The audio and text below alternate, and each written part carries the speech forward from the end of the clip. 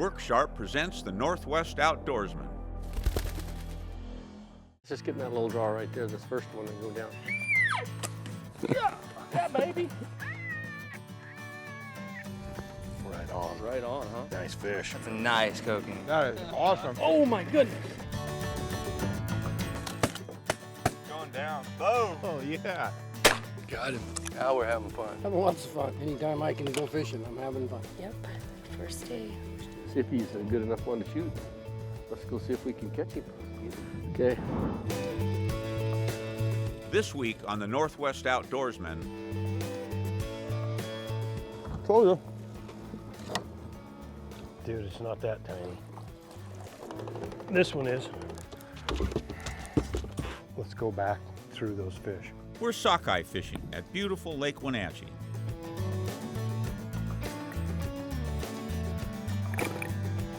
I gotta tell you. Play him a little bit.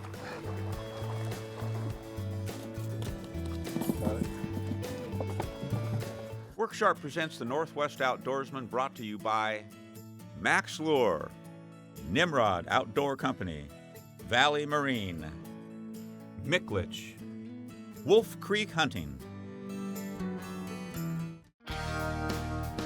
Sockeye salmon are among the most popular fish to catch in the Pacific Northwest. Fish return up the Columbia River, making their way to spawning rivers near lakes, where juvenile fish will spend 1 to 2 years before returning to the saltwater. Lake Wenatchee is a large natural lake that's perfect for sockeye.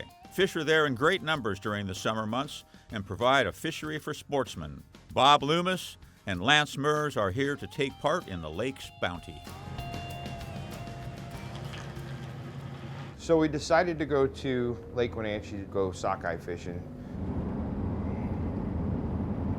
Me, you, and Bob went to your house at about 3:30 in the morning.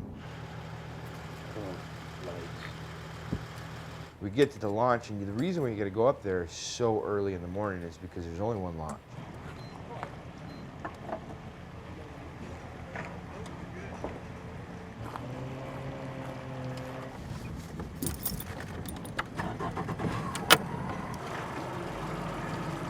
We launched the boat. The slot from the boat launch out to where you need to go catch these sockeye is pretty narrow, and the water's clear, so you can literally look down into the water and see these big, humongous boulders. And I kind of had a pucker factor going on because I ain't been up there since the year before. Any rod tips today?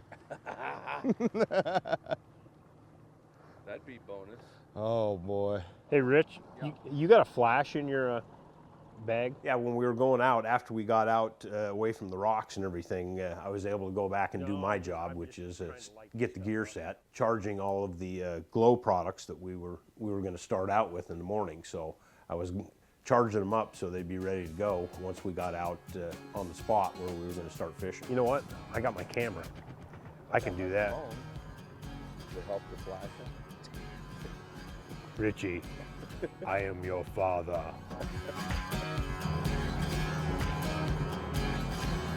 I don't know how much float there is out here. Haven't got a clue.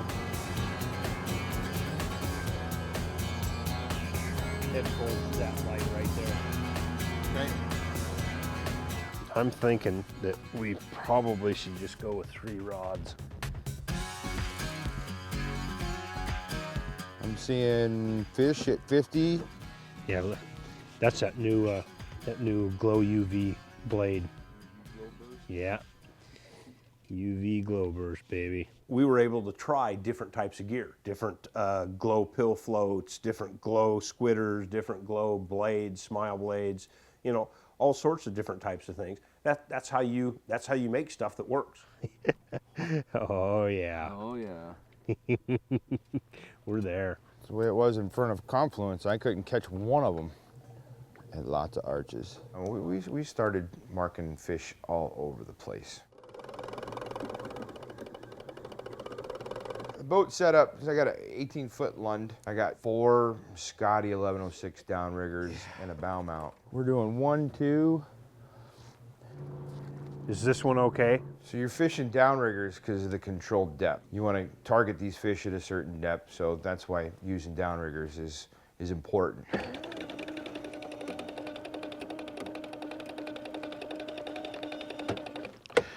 Yeah, that rod tip went wham, wham, wham. Yeah, and we get this 2-inch fish. Yeah, sure, Lance. Yeah, exactly. All these fish here, you'd think that they would just start smacking. You got glow beads on here? I got glow on everything. When we first started, you know, Lance had made the statement that, you know, we didn't do real well. Well, we got bit. I mean, fish were actually swiping at it, and they weren't just actually jumping on it like you wanted them to. And we'd get hit one time and nothing would come back, and we get hit on the other one and nothing would come back. You know, and you're just trying to find those fish. Well, we're getting to a point where I think we can run the other downriggers. Came out at the perfect time. I opened 1 hour before daylight. There's a fish. No, got it. Sweet. Okay, we get a double. Coming up after the break, I forgot about that one. Yeah, he's off. Fiddle. Oh,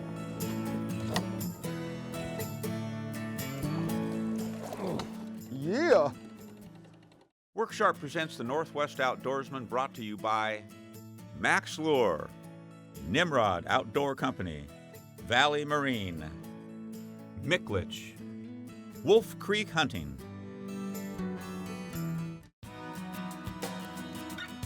Welcome back to Lake Wenatchee. Let's go back to those fish. Came out at the perfect time. I opened 1 hour before daylight. There's a fish. No, got it. Okay, we get a double. This one was at 30. He's off. Off? Yeah. Fiddle. When you hear people say the screen went black, it literally went black. I mean, there were so many fish. But the cool thing about it is that you could see it. There was a lag of where these fish were. I mean, there was that fine line, and then we just had to play with it from there. We might have to speed up a little bit and shorten our leaders down.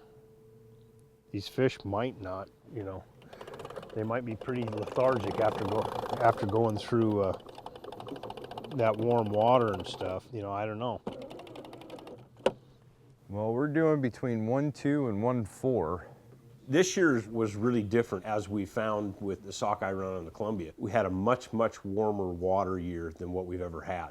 And in turn, fish react differently. And once, you know, when we got out there and those fish were just swiping at the baits, the water temperature was at least 6 or 7 degrees warmer than what it usually is that time of the year. I wish I'd have brought a spinning rod. Yeah. That ain't big. We started seeing some guys catch fish on the inside passage. Trout.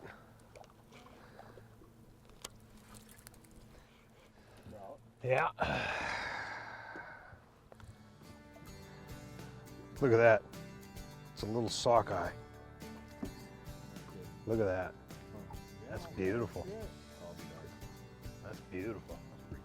Yeah, it is.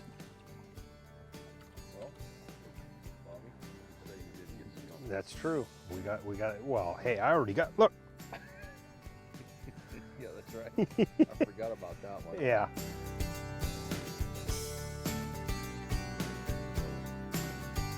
We used some of our stock product, which that's how we learned how to make it, was out playing, you know, for the Sockeye. We had the glow-in-the-dark squidders, the different types of products that we sell in a packaged lure, but we also had a bunch of different types of product that we played with. Like I said, that's how you learn. We were trying some different stuff, pill floats, different colors, different color combinations with beads, and then a number of different smile blades. That's how you learn, is by playing, putting different products together and trying to create something that catches more fish. We fished with the 4 downriggers. We had 4 rods on the downriggers. You know, they're fantastic for a controlled depth fishery, which that's what sockeye fishing is a controlled depth fishery in the lakes. I personally like to fish a lead rod because of the fact you get different type of movement on the whole bait system. Sometimes those fish, just that little bit of different type of movement will make them want to bite. Oh, yeah.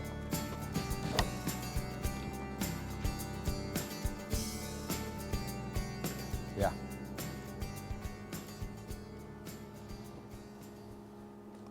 It's small. Oh, yeah.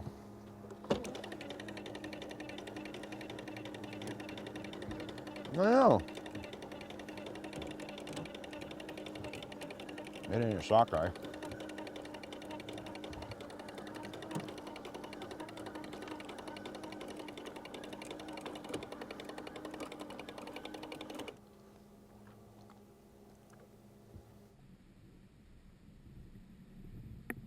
It's tiny. Is it? Yeah, go inside.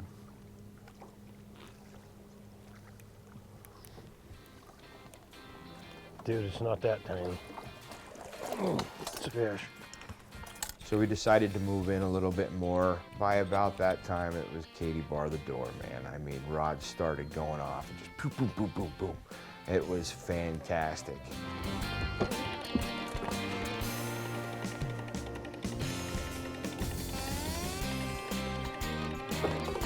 This one is.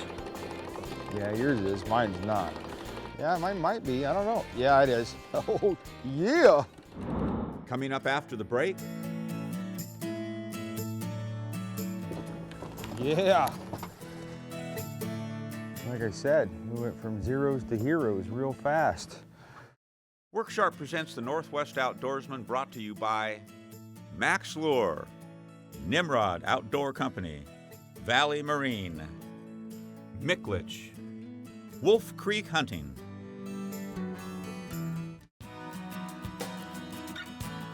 Welcome back to Sockeye Fishing.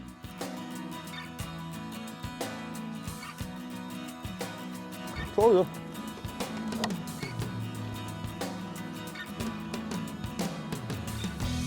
yeah. Yeah.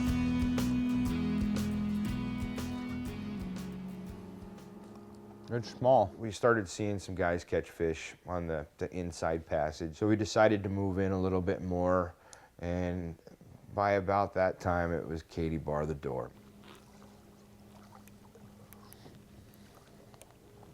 Dude, it's not that tiny. It's a fish. Rods started going off and just boom, boom, boom, boom, boom. It was fantastic.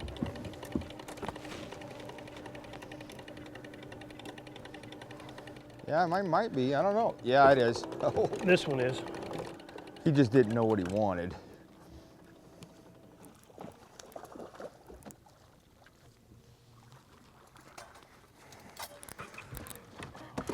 You've done that once or twice.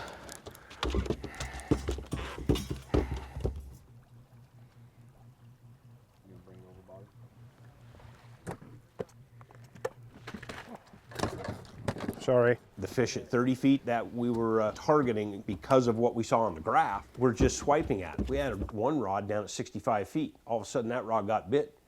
We hooked that fish and landed it because he jumped on it. We put another rod down at 65 feet. We got bit again. Well, guess what? Everything went down to 65 feet and we started getting bit. This one was at 64. How about yours, Bobby? 65. Down to 62. Okay. Let's go back through those fish. People have a tendency of trolling. They'll get bit and they keep trolling on a same line because they got bit another 400 feet down there. So when you're catching fish that are biting, you need to go back through them immediately. So we'd troll through them, catch a couple fish, pull gear up, immediately drop it back down and go back through them as quickly as possible. There's a fish. Yeah. Got it reeling up.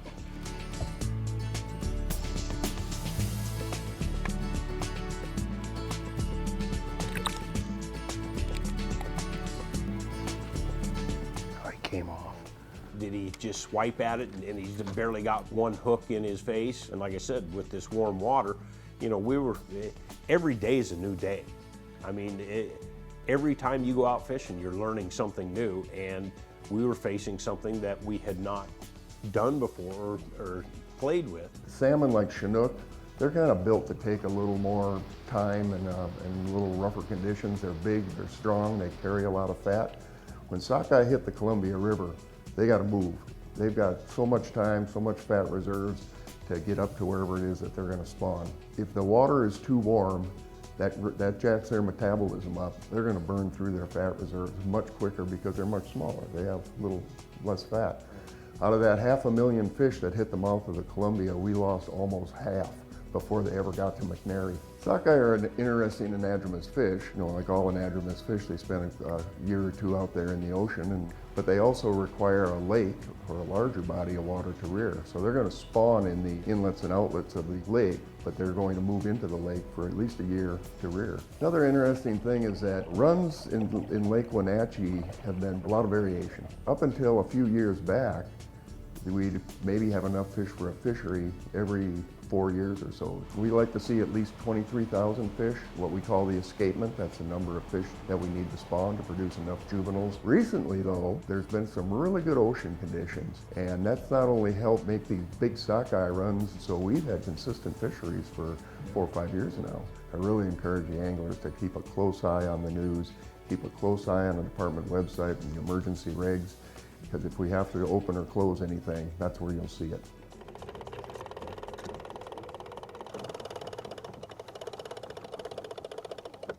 Once we got that depth dialed in to about 65 feet, and I mean, we'd pass through, rods would go down, we'd land our fish, we'd drop everything back down after the turn and go right back through them.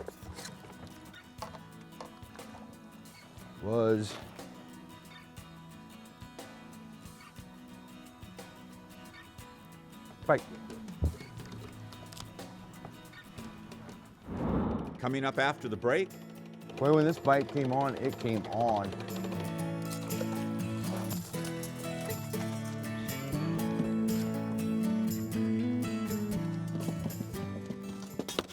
Worksharp presents the Northwest Outdoorsman, brought to you by Max Lure, Nimrod Outdoor Company, Valley Marine, Micklich, Wolf Creek Hunting.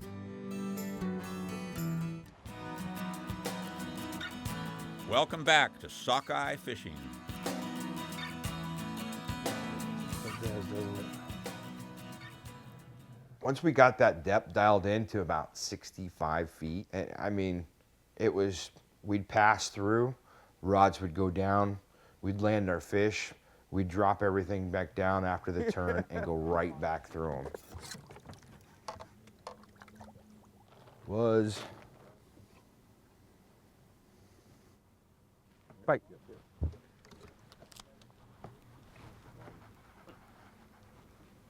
Got him. Then we get a double. Another double. Another double.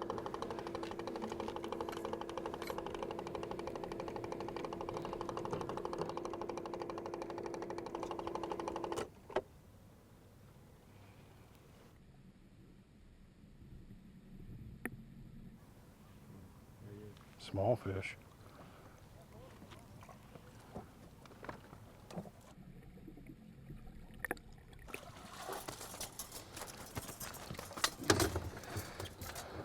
Got it.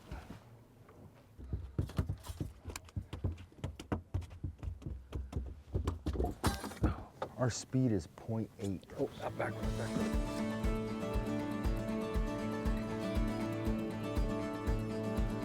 Yep.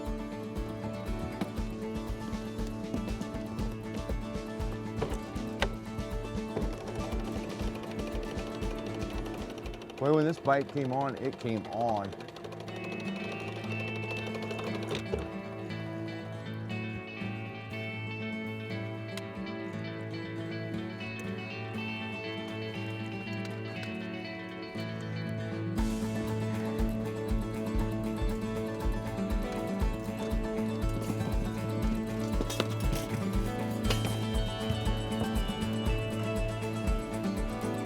UV glow burst, baby, with a pink Tapered bead, definitely a component show.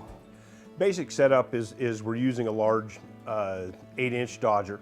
This is our double D dodger. Early in the morning when the fish are up on the surface, we can turn around and set it up in different holes according to what side of the boat you're fishing on, and it will take it out of the boat path, like a side planer. We had 5 rods out, and 4 of the downriggers and 1 lead rod, and we were able to try different types of gear, different glow pill floats, different glow squidders, different glow blades, smile blades, all sorts of different types of things. That's how you make stuff that works. No, he's there. Yeah.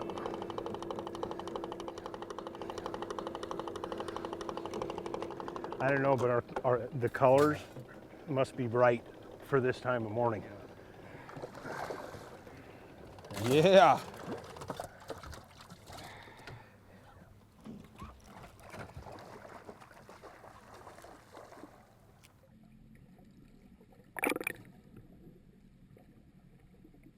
Yeah, that was good. That was a good bite. Okay, Rich, put the camera down. You get to catch the last few. Had a blast. Sockeye fishing is one of those things that, you know, once you get things dialed in and you understand what you're doing, it's a blast. I mean, they eat absolutely fantastic. They're probably the best eating salmon in the salmon family. And they fight tremendously. I mean, once you hook a fish, that's only part of the equation. Yeah, it was a blast. I always have fun. It's always a good time. And whenever we get to go fishing, it's just, you know, it's something I look forward to. It's great. It's great.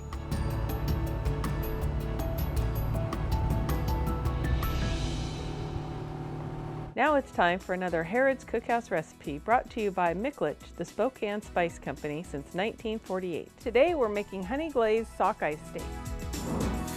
Fillet sockeye and remove rib bones. Cut fillets into steaks and remove the skin.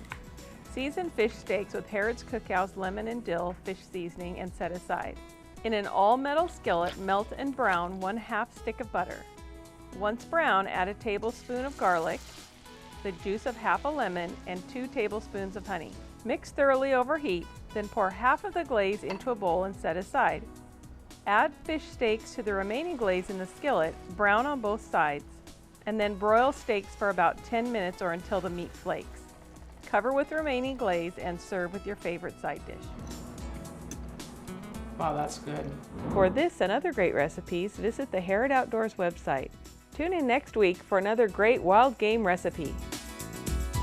When the fish is half psycho, I mean, that's very difficult because he doesn't even know what he's going to do, you know, the next half a second. And it's just a matter of you know, really working the whole thing. You got to have somebody on the net immediately. You got to have, you know, somebody that knows what they're doing with the rod. I mean, it's a major zoo. And when you get into them and they're biting, oh, man, you got fish flopping in the boat. You got bit again. You got to get the hook into them. Oh.